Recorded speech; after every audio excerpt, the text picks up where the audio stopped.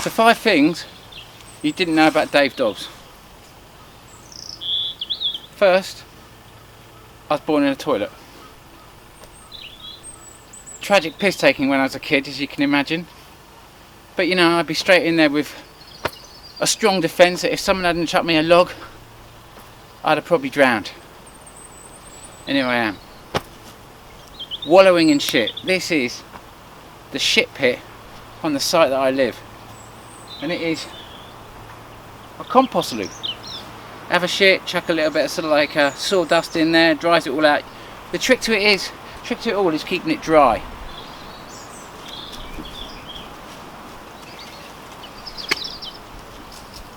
The funny thing about this is it don't really stink. And actually, believe it or not, this shit don't stink. Our entire community shit don't stink. That includes mine. So if anyone says Dave Dobbs thinks his shit don't stink, well, it's true. I mean, it does stink a little bit, but not like putrid. Shit stinks when you add water,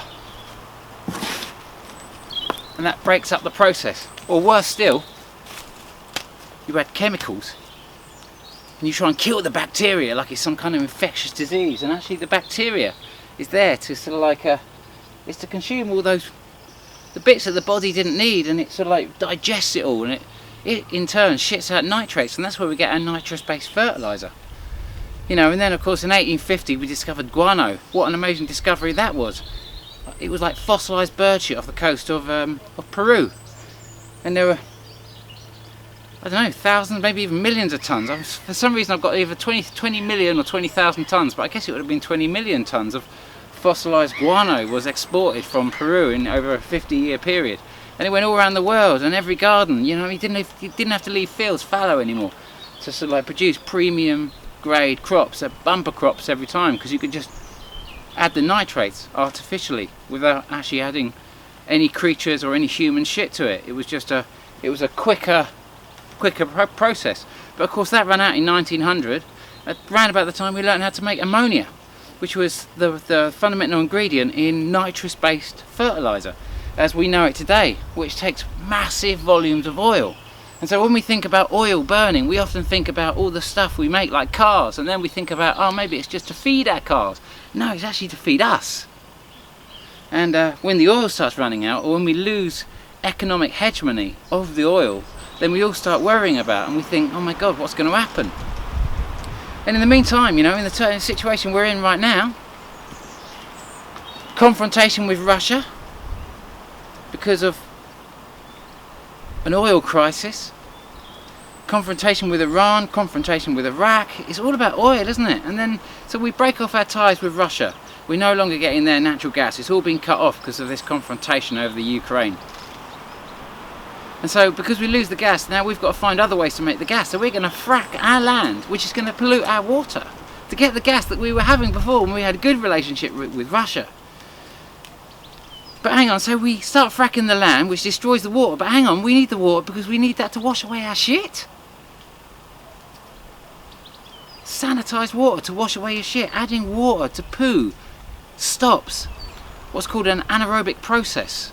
It's not aerobic, it's anaerobic, which means it doesn't actually need oxygen in the same sort of fashion. It's kind of, it does it all on its own, but it does need to be dry, or the bacteria just turns to a horrible pulp, and that's when it starts stinking. It all just becomes putrid, nasty. As this. Honestly, I'm quite a squeamish geezer, and I would not be able to stand here and dig this stuff out if it was really stinking and horrible. But it's earth. Well, it doesn't look the most attractive process in the world, cleaning out a shit pit, but it is a very satisfying one, because you do get the sensation that you're dealing with your shit.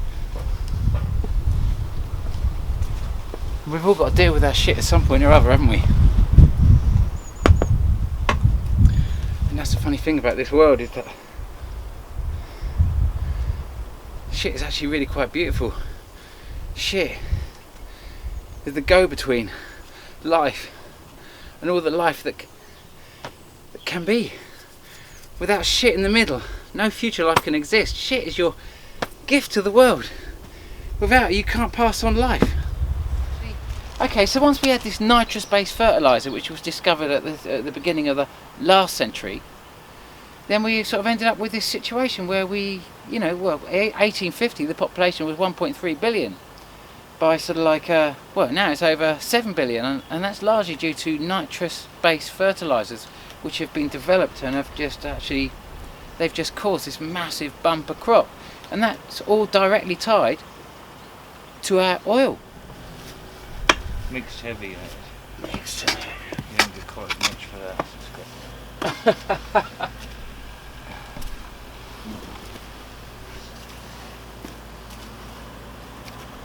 Nice.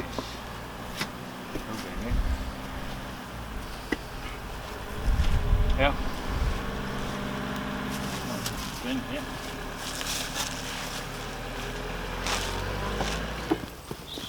Oh, look at that premium grade compost. You were born down the toilet. Did you see that? Yeah. What, so your mum was pregnant, then she pooed on the toilet, and then you came out? Yeah. Tragedy of tragedies, isn't it? I mean, you just couldn't make it up, really, could you? It must be quite common. I can't be the only person whose mum thought they needed a shit, and sort of like. Were you really born in the toilet? Yeah. Are you joking? Yeah, he is.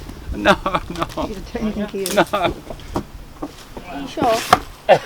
Well, no, I haven't got an exact memory of the event.